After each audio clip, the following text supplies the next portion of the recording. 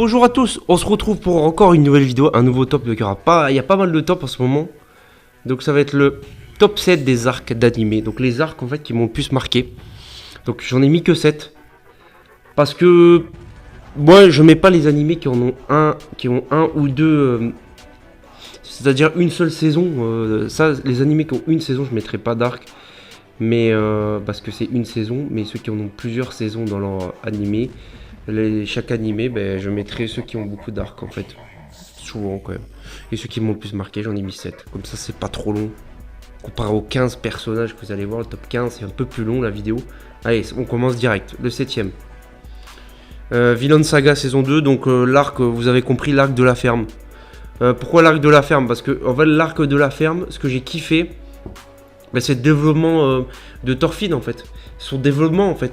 Qui est devenu un gars qui est dans une ferme, voilà, un gars qui ne sait plus trop, ce qu'il doit être, lui qui voulait venger son père qui s'est fait tuer, il avait que ça comme obsession dans la vie, et il va apprendre dans la ferme, il va apprendre le métier de fermier, et puis en même temps il va se faire un ami, et puis il va arrêter de se battre et il va devenir quelqu'un de nouveau. Quelqu'un peut-être qui vaudra plus la paix. Et il va enfin trouver peut-être... Il va enfin trouver une raison pourquoi il est venu sur cette terre. Peut-être. Peut-être qu'il a enfin trouvé son destin. Donc c'est pour ça que j'ai kiffé cet animé. Et que ça soit toute la psychologie qu'il a voulu emmener auprès de l'autre roi, machin chouette. Le roi là qui est devenu roi maintenant, celui qui avait tué Escalade. Et il va... Mais au tout début, on sent qu'il a encore... Il est encore dans le passé, il y a encore son passé qui le bouffe, mais au fur et à mesure de l'aventure, on sent que son passé va le faire avancer. Et après, il va continuer à avancer, il va s'améliorer, il va évoluer. Donc c'est ça que je kiffe dans cet arc, c'est vraiment le développement de Thorfinn en lui-même. 6ème place. Vous avez vu l'image, vous avez reconnu le titan bestial, c'est simple, c'est au moment où il a combattu le titan bestial, donc c'est la partie 2 de la saison 3 de SNK, de l'attaque des titans. Pourquoi? Parce que déjà juste, il y a un moment épique, voilà, ce moment là que vous voyez, où Levi, il a toute la rage en lui, le mec, il le découpe en rondelles, le titan bestial, et je me rappelais qu'on disait, quand on avait vu ce titan, on disait mais comment ils vont faire pour le tuer? Et là quand on voit Levi avec toute cette rage qui est en train de le tuer, le dégommer, on se dit que c'est quand même une œuvre exceptionnelle SNK quoi. Moi j'ai eu des frissons hein, quand il a découpé en deux, j'étais là, j'ai gueulé devant mon écran quoi, clairement. Il m'a fait tellement kiffer Levi. Et après à la fin, ça clôture voilà sur cette image où en fait on sent aussi dans cette fin de partie 2 saison 3 que Eren va changer de mentalité. Ça va devenir quelqu'un d'autre, un autre personnage. On le voit, il monte l'horizon, il dit est-ce que l'avenir sera meilleur plus loin, au-delà des murs?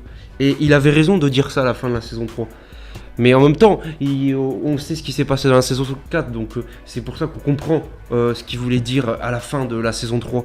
Exactement dans la dernière scène, je crois, de la saison 3, on comprend que Eren, il va changer de visage, il va changer de mentalité. Et c'est ça que je kiffe en fait dans cette saison. Et la mort aussi d'Erwin, ça a été marquant. Au moment où il court avec les chevaux et le titan bestial, il balance des pierres et ils se font tous découper comme des... Mais il se sacrifie pour sauver le bataillon. Et ça, ce sacrifice, on l'oubliera jamais. De la part de Major Erwin. Jamais. 5ème. MH1. My Hero Academia. Donc, My Hero Academia... Et évidemment la saison 4, il y en a eu beaucoup de saisons, il y a eu la saison 6 récemment, mais pour moi le meilleur moment ça reste la partie 1 de la saison 4, les 13 premiers épisodes de la saison 4, exceptionnel au niveau de tout. Au début ça commence plutôt tranquille, au début il va avoir Night 8, ça va être son nouveau prof un peu à Izuku. Ça va venir tranquille, il va faire quelques cours parce qu'il a besoin de cours, et sauf que ce qui va se passer c'est que Overall qui va un peu être en alliance avec Shigaraki, va essayer d'enlever une fille qu'ils ont retrouvée. Et son but, ça va être, je crois, de récupérer son pouvoir à cette fille. Mais le combat va juste être épique. Et il y a Mirio, un nouveau personnage qui fait son apparition aussi, qui est hyper intéressant, qui a une volonté de faire. Et Et c'est juste dommage qu'on voit pas Shoto Bakugo dans cet arc, ça aurait été kiffant. Mais bon, Izuku qui obtient un pouvoir spécial grâce à cette fille quand même, faut pas oublier. Et qui nous sort une masterclass à One Punch Man. Le mec nous sort un point, regardez-moi ça, regardez-moi juste la droite qui lui sort. Putain, mais quand j'ai vu cette scène, je me suis dit, mais Izuku c'est ça son pouvoir quoi. Je me suis dit, mais là il a démonté le mec. Il m'a fait tellement kiffer. Et Mireo pareil, j'ai kiffé son pouvoir... qui peut devenir invisible, qui peut aller de mur en mur. J'ai grave kiffé ce personnage, je me suis attaché à lui. Et en plus, à la fin, il perd son pouvoir. Et aussi, malheureusement, il y a un décès à la fin, c'est Night 8. Le prof d'Izuku qui sacrifie, qui meurt. Mais Izuku qui sauve tout le monde en ayant une masterclass. Bon, grâce à pouvoir la fille quand même, hein, faut quand même retenir ça. Mais Night 8, on n'oublie pas son sacrifice. Paix ton âme et à jamais. Et t'as été quelqu'un d'exceptionnel, vraiment. Un prof exceptionnel, juste pour cette saison. Il est pas resté longtemps, mais on a kiffé la personne qu'il était. Voilà. Partie 4. Vous avez compris. L'arc des Arrancars. Donc c'est toute la partie Arrancar, en fait, de Bleach. C'est vrai qu'il y a la Soul Society. Mais à l'époque, la Soul Society, Bleach, j'avais du mal à rentrer dedans, trop. Peut-être en revoyant, je préférais la Soul Society. Mais en y repensant, moi, jusqu'à la Society, c'est là où j'ai eu un peu un déclic. Vers la fin de Society, où il sauve tout le monde, là, où il va sauver Rukia, à ce moment-là, j'avoue que ça avait pris de l'ampleur quand même, Bleach. J'avoue qu'à ce moment-là, je me suis dit, ah ouais, ça a quand même un putain de potentiel, et je comprends pourquoi il y en a beaucoup qui aiment. Mais la Rancard, c'est épique, avec déjà ces mecs-là que vous voyez sur la table, les Arrancars, les Espadas, qui ont chacun un numéro, c'est ça qu'on kiffe, c'est qu'ils ont chacun un numéro, on se dit comment Ichigo va réussir à les vaincre, ils ont l'air tellement forts, et Ichigo il va nous sortir des masterclass, il va nous sortir des transformations du tonnerre, des dingueries le mec, on va avoir des combats mais à couper le souffle, limite à la fin tu coules ta larme parce que c'est tellement beau, c'est tellement intense, c'est tellement épique, on est tous derrière Ichigo quoi, on est là, on suit ses avancées, et on se dit putain Ichigo vas-y, il faut que tu t'en sortes quoi, et on est triste pour lui quand il perd, et quand il gagne on est tellement heureux pour lui, pour tout ce qu'il nous dévoile, tout ce qu'il nous montre, et on s'attache encore plus à lui en fait, au fur et à mesure de tous ces combats. Déjà contre Grimjo, ce combat il est épique, hein. Je suis désolé, hein. Mais il y en a eu plusieurs, il y a eu celui-là c'est vrai, mais il y en a eu un deuxième, mais vraiment exceptionnel, vraiment exceptionnel. Ce combat-là épique, hein, vraiment. Incroyable. Et le combat comme Ukura, mais j'oublierai jamais de ma vie, c'est quoi ce combat exceptionnel? C'est quoi ce combat épique en fait? Le mec nous a fait le mec était mort, il est revenu à la vie, il s'est transformé en holo, mais je te dis pas la dinguerie. Et l'intensité du combat, les gars, mais j'ai jamais vu une intensité aussi folle, quoi. Dans un combat, c'était tellement épique ce combat, mais tu pouvais regarder toute la journée ce combat. Il y a eu tellement de moments épiques dans ce combat, il y a eu tellement de... Ulcura, un personnage exceptionnel. Limite, pour moi, c'est un des meilleurs espadas, hein. Pour moi, c'était le meilleur en transformation. Et après, il y a eu malheureusement la mort de Jin aussi qui s'est sacrifié. Et on a appris que Jin, depuis le départ, était infiltré, voulait tuer Aizen. Et depuis le début, c'était un gentil. Mais il a fait ça. Il est allé avec Aizen pour réussir à le tuer, en fait, justement. Et malheureusement, il se fait tuer à la fin. Et j'avoue que j'ai eu ma larme parce que ce mec, on détestait depuis le début de Bleach. Et on a appris que c'était en fait un bon. Et à la fin, j'avoue que j'avais ma petite larme quand je l'ai vu mourir comme ça. Putain, c'était un bon. En plus, il nous ressort des flashbacks de lui, gosse et tout, tu vois. Ça t'oublie pas. Mais Jin repose en paix aussi. La mort de Zangetsu aussi, on n'oublie pas. Ichigo, qui va un peu dans une... Il va un peu dans un espace-temps où il y a Zangetsu. Il parle à Zangetsu et Zangetsu lui dit je vais te laisser là. Si tu utilises ce pouvoir-là, je vais disparaître. Tu vas me perdre à jamais. Et j'avoue que j'ai kiffé ce moment-là, là, quand ils ont eu cette alchimie entre les deux personnages. J'ai kiffé parce que ce qui est beau en fait dans son épée, le Zanpakuto, c'est que c'est un Zangetsu, il s'appelle, et Zangetsu c'est un peu un humain à la fois. On s'attache à lui, on s'attache à une épée, c'est ça la force de Bleach. On s'est attaché à une épée, t'imagines? En fait, on s'est attaché à l'âme d'une épée, et c'était son âme qui parlait. Et malheureusement, l'âme de l'épée lui a dit si tu sors ce pouvoir-là, je vais disparaître à jamais. Et j'avoue que ce moment-là, j'oublierai pas non plus. C'était épique. Sauf que après voilà, il y a eu cette transformation juste insane, inoubliable contre Aizen. Il nous sort une transformation du tonnerre. Mais on sait que c'est la dernière. On sait qu'il va perdre ses pouvoirs après. Et c'est ça qui est épique, c'est que on est tellement content de sa transformation finale de Zangetsu. On sait que Zangetsu est mort, qu'il a abandonné, c'est fini. Et Sauf qu'il arrive quand même à tuer Aizen. Mais, enfin, il le tue. Il le tue pas, hein. En vrai, il le tue pas, hein. Il est encore en vie, mais on sait que une fois que il aura tué Aizen, on va dire, son pouvoir va disparaître. Et c'est vrai que ça me fait de la peine. Et l'arc qui suit après Fullbring, ce sera justement Ichigo qui va essayer de retrouver son pouvoir perdu. Voilà. Mais c'est épique, c'est tellement de moments épiques. Il y en a plein d'autres. Hein. Il y en a plein d'autres de combats. Avec tout l'équipe de la Society, j'en parle même pas. Hein. Zenpachi, pareil, qui se transforme avec un. Il a un cache-œil, il se transforme, il fait un combat de fou contre je sais plus qui là. Mais laisse tomber, il y a trop de combats épiques, il y a trop de moments épiques. De toute façon, toute la Society, ils interviennent à Way Commando, il y a des combats à droite, à gauche, ça va de partout, bien évidemment. On n'oublie pas. Troisième place. Bon, Naruto Pain, l'arc de Pain, tout ça, voilà, c'est épique quoi. C'est déjà la mort de Jiraiya, les gars, je m'y attendais pas. Je me disais Jiraiya, jamais il va mourir quoi. Et Pain il le tue. Pain il le tue avec ses hommes là. À ce moment-là, gros, j'ai chialé. Le prof de Naruto est mort. Le grand-père, on peut dire le grand frère, tout ça, tout ce qu'il lui a apporté, c'est lui qui l'a formé. Pendant ces 2 ans, je crois, il est disparu, il est revenu entre Naruto et Naruto Shippuden. Et là, tu vois mourir Jiraiya, cet homme-là, et qui se fait tuer justement par son ancien élève qu'il avait connu. Tout ça, parce qu'on avait vu les flashbacks juste avant de Pain. Et des autres de Conan et compagnie là. On avait vu tous les autres. Et quand on voit que c'est son élève qui le tue comme ça, on se dit mais en fait qu'est-ce qui s'est passé quoi. Pourquoi il est capable de le tuer, de tuer son maître, celui qui a toujours été derrière lui. Putain, ça m'a fait tellement de la peine et j'ai tellement eu peur à ce moment-là Naruto qu'il apprenne. J'attendais trop la réaction de Naruto. J'avais vraiment pas hâte qu'il apprenne, mais quand il a appris ça Naruto, quand il était en PLS, quand il a appris que Jiraiya était mort, c'était tellement épique. Et là il avait qu'une haine. C'était de s'entraîner et d'arriver en mode ermite. Et cette arrivée de Naruto en mode ermite avec tous les crapauds, mon gars. Ils sont là les trois. Devant Pain. Mais ce moment-là, il est épique. Ce moment-là, parce que Pain est en train de foutre la merde à Konoha. Et Naruto débarque comme ça. Et il va lui dire, tu sais Pain, toi on va se retrouver, je vais te péter la gueule, tu vas voir. Je vais te défoncer parce que toi t'as tué mon maître. Et j'aurai aucune pitié avec toi. Et là, ce moment-là, on kiffe Naruto à ce moment-là. On se dit, c'est ça Naruto, bordel. Et en même temps, entre-temps, ce qui est fou, c'est qu'il y a le combat entre Sasuke et Itachi. Mais c'est ça qui est fou dans cet arc. Il se passe trop de trucs. T'as Sasuke et Itachi qui se combattent. T'as Naruto Pain.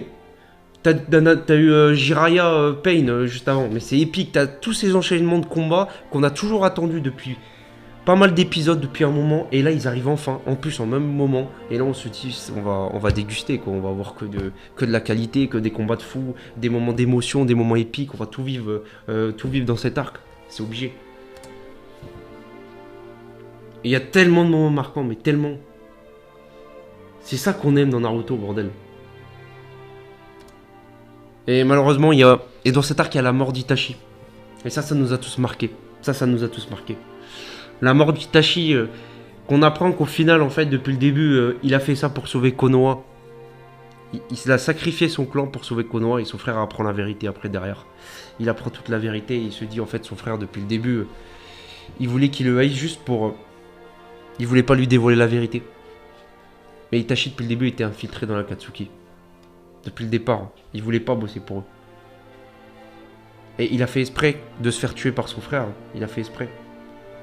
Parce qu'il devait mourir, voilà. C'était sa punition. Et son frère l'a toujours haï, mais à la fin, franchement, quand on a appris tout ça sur Itachi, on se dit, oh ouais, ok, le mec a sacrifié sa famille pour Konoha. Ah, mes respects, mon gars Itachi, mes respects. Avec ses pouvoirs inside, sa pupille, sa truc, il avait tellement de pouvoirs incroyables. Itachi, tellement de flow. Dès que je l'ai vu, j'ai dit, lui, il est exceptionnel, ce mec. Et en plus, c'était un gentil, putain, incroyable. Ensuite, deuxième place. Marineford, bien évidemment. Il y a un Peldon que je kiffe aussi, juste avant. Hein. C'est lié, hein. Mais Luffy qui va sauver son frangin, mon gars. L'arrivée, mon gars, avec tous ses potes, là. Monclé, il est mort, malheureusement. Mais tous ses autres potes, là, qui débarquent, mon gars, devant 3 amiraux. Le mec débarque devant 3 amiraux, 7 corsaires. Toute la marine, la garde marine, et devant le chef de la marine. Là, je me suis dit, Luffy, il est fou dans sa tête. C'est pas possible, ce mec est dingue. Mais non, c'est Luffy, les gars. Luffy, il est comme ça. Et Luffy, devant les 3 amiraux, il en a rien à foutre. Il arrive avec un gros tronçon de bois là, devant eux, mon gars, il en a rien à battre. Regardez-moi ce flot. Ce moment-là, regardez-moi ce flot. Là, on se dit, Luffy, il a passé un cap. On se dit, Luffy, là, il a peur de plus personne, mon gars. Il a peur de rien, le mec. Il est prêt à tout pour sauver son frangin, putain, qu'il aime. Ace. Sauf que malheureusement, voilà ce qui se passe. Ace se fait tuer par l'enculé, l'enfoiré d'Akainu. Ah, j'avoue qu'à ce moment-là, quand il a tué, lui, je le déteste depuis. Hein. Ce personnage, je le hais. Hein. Je vous cache pas que je le déteste, un point, mais vous pouvez pas imaginer. Et Ace, qui se fait tuer, putain. Ah ouais, mais à ce moment-là, bon, moi j'étais en PLS, hein, clairement. J'étais clairement en PLS, je m'attendais pas qu'Ace il meure là. Putain, je pensais qu'il allait le sauver, il se fait tuer. Putain, j'ai dit, putain, Luffy, il va faire comment? Il vient de perdre son frangin. On vient de perdre un grand personnage. Ah, il meurt et là il est en PLS. Hein. Là, Luffy en PLS. Et là, putain, là tu coules ta larme. Je te dis, t'es pas bien, mon gars. Moi, j'étais pas bien pendant un moment. J'ai eu du mal à m'en remettre hein, de la mort de Ace. J'ai eu du mal. Hein. Je me suis dit, putain, on va plus revoir Ace, quoi. On le revoit que dans quelques flashbacks après, mais ça fait mal quand même. Et il y a eu la mort d'un autre personnage. Et il y avait Barbe Noire. En plus de ça, il y avait Barbe Noire. Donc, t'avais tous ces mecs-là rassemblés. C'est ça qui était fou. Et Barbe Noire qui tue Barbe Blanche. Barbe Blanche qui s'est pris je sais plus combien de balles. Le mec est une légende. C'est une légende ce type. Mes respects pour tout. Le mec meurt debout quoi. Le mec meurt debout. C'est là où tu te dis le mec est exceptionnel quoi. Et le mec lui a fallu je sais pas combien de balles. Et Barbe Noire, elle à ce moment-là lui vole le pouvoir du fruit, un des fruits du démon les plus puissants. Donc le mec en a deux maintenant. Il a le fruit des ténèbres et il a le fruit du séisme, du tremblement. Donc là tu te dis, bon bah là tu te dis que ça y est, Barbe Noire a passé un cap. A passé vraiment un cap et avec ces deux pouvoirs là, comment on va réussir à le battre après derrière. Et Barbe Blanche, mes respects pour tout. Franchement, on perd Ace Barbe Blanche en un arc, c'est là où tu te dis que c'est fou. Et il y a l'arrivée, bien évidemment, en plus de ça, pour terminer, pour clôturer ça, il y a l'arrivée de Shanks quoi. Avec son équipage qui ont l'air vraiment badass, qui ont l'air stylés. Et Shanks, le mec, il débarque. C'est simple, hein. La guerre s'arrête. Donc le mec a une puissance, à mon avis le mec a une puissance. Il est tellement fort, Shanks, il a tellement une influence. La marine le craint tellement que quand il est arrivé, en fait tout le monde s'est pissé dessus. Tout le monde a eu peur. Et c'est l'autre. Et là tu te dis le mec a un flot de fou quoi. Shanks, c'est quoi ce personnage exceptionnel? Et on le voit presque jamais, mais le peu de fois on le voit, le mec, il a un flot incroyable. Il a une prestance exceptionnelle. Et quand tu vois son équipage autour, tu te dis ouais. Ils ont pas l'air d'être des rigolos, hein. Ils ont l'air forts. Et là tu te dis, hâte de le voir Shanks. Mais bon, faudra être patient. Ensuite, le premier, ben, il est en première position, l'arc. Voilà, il est là. Masterclass les gars. Masterclass. L'arc d'Hunter x Hunter. L'arc des fourmis chimères les gars. Mais cet arc, il s'est tout passé dans cet arc. Pour moi, c'est pour ça qu'il est premier les gars. Parce que j'ai vécu toute émotion dans cet arc. Toute émotion. En fait, c'est simple. Il y a un mélange de moments épiques. Il y a un moment de tristesse. Il y a un moment de théorie de malade mental. Il y a un moment de rigolade. Ça rigolade pas trop. Peut-être au début, mais pas trop. Ouais, au début, si, un peu. Je suis désolé. T'as un moment où t'as le meilleur méchant all time pour moi. Le meilleur méchant, meilleure écriture, Meruem. T'as un des meilleurs combats de l'histoire de l'animation. Meruem Netero, je suis désolé, tu vis tout ça au même moment, tu vis toutes ces émotions-là, mais c'est tellement incroyable. Et tu vois l'évolution de Gon, qui devient un mec, un canne à pêche tout gentil, à un démon, et Meruem c'est l'inverse. Meruem c'est un démon qui devient de plus en plus humain, grâce à sa rencontre avec Komugi, en jour du shogi. Et c'est là où tu te dis, mais c'est quoi, l'auteur il est allé où l'auteur? Togashi, j'aimerais te remercier. Dommage que tu es malade souvent parce que tu es tellement exceptionnel, vraiment. Et Kaito qui fait son apparition avec un truc trop stylé déjà d'entrée. Là tu te dis, l'arc il commence plutôt pas mal. Et là tu vois le combat Netero Meruem mais tu te dis, mais là t'es en PLS. Tu te dis, c'est quoi ce combat de fou? C'est quoi ce combat? Ça va dans tous les sens. Mais tu te dis, mais qu'est-ce que c'est que ce combat là? On est hors du commun. C'est un combat hors du commun les gars. On est en train de vivre quoi les gars? Mais on est en train de vivre quelque chose de grand là. Et quand Netero il sacrifie, il met sa main comme ça, je m'en rappelle, il explose et au final la bombe explose, Meruem disparaît, sauf que il restait encore une partie de Meruem, sauf que dans la bombe il y avait du poison, donc Meruem est sûr de mourir, mais c'est ça qui est fou, Meruem est mort à cause du poison. Et il est mort en étant gentil avec Komugi, mais c'est ça, dans les bras de Komugi, mais c'est ça qui est fort dans cet animé. Et t'as Gon qui passe d'un extrême à un autre, d'un gars tout gentil à un démon, un mec qui a la haine parce que Kaito s'est fait flinguer mon gars. Putain, et comment il défonce Pito, mais... Oh là là, mais quand tu vois la puissance de Gon, tu te dis... Ah ouais, quand même, il a du potentiel, le gamin. Il a du potentiel, le gamin, je te le dis. C'est plus le gars à la canne à pêche. T'as la puissance qu'il a de frappe, la puissance. Et là, j'ai ressenti toute la haine, toute la puissance qu'il avait en lui. Et je me suis dit, mais Gon, il est hors du commun, ce type.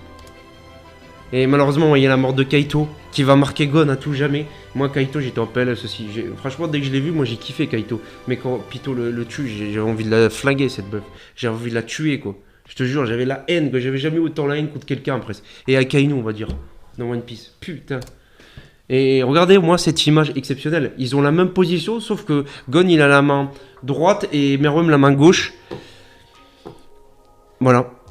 Les deux se rejoignent, en fait. C'est ça qui est fort. L'auteur, ce qu'il a voulu mettre en place, c'est que, en fait, il a voulu les deux personnages qui commencent pas de la même manière, mais qui finissent d'une manière différente.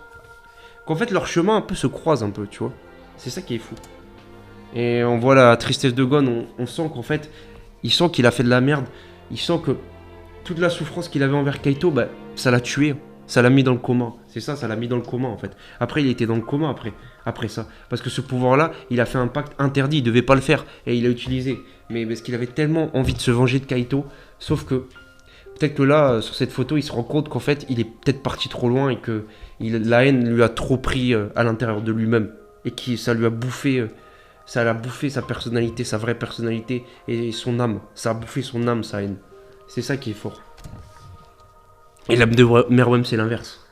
Et bien évidemment, une transformation de Killua qu'on attendait. Moi, j'adore l'électricité, j'adore Killua, donc oui. Killua qui a été très bon dans cette œuvre, qui a été très très fort, qui a fait un combat incroyable contre l'autre aussi, Fourmi Shiber, combat épique. Et à la fin, bien sûr, on finit par cette scène Komugi Meruem pour clôturer cet arc épique. Meruem qui meurt dans les bras de Komugi, et Meruem, t'arrives à ne pas le détester. T'es limite triste qu'il meurt. Je crois que c'est le seul méchant de tous les méchants animés confondus où j'ai pleuré après sa mort, limite, où j'avais ma petite larme, où ça m'a fait quelque chose. Ça m'a fait quelque chose qui meurt, Meruem, parce que je trouve, parce qu'il a commencé de quelqu'un d'un monstre qui peut tuer ses potes, qui en a rien à foutre, qui va tuer les enfants, qui va tuer à quelqu'un d'humain, de plus humain à la fin. Et c'est ça qui est fort. Et donc repose en paix, Meruem, à jamais. Et c'était la fin de cette vidéo, c'était le Fou Barcelonais. Je vous dis à une prochaine, abonnez-vous, commentez, partagez. Il y aura d'autres tops, bien évidemment, toujours. On est là. Il y en aura plein d'autres pour vous divertir. À la prochaine, les gars.